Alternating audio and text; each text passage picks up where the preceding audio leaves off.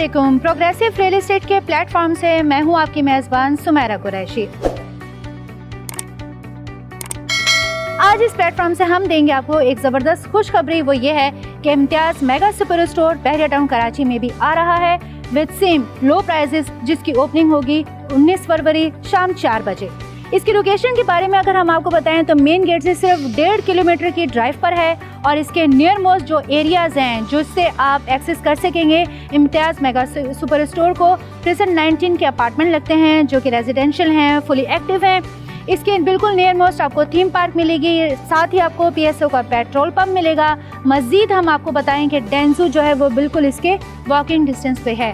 ये एक बहुत बड़ी एक अपॉर्चुनिटी है बहरिया टाउन कराची के रेजिडेंट्स के लिए, जो कि इस डिज़ाइनर स्टोर को अब बहुत जल्द एक्सेस कर सकें।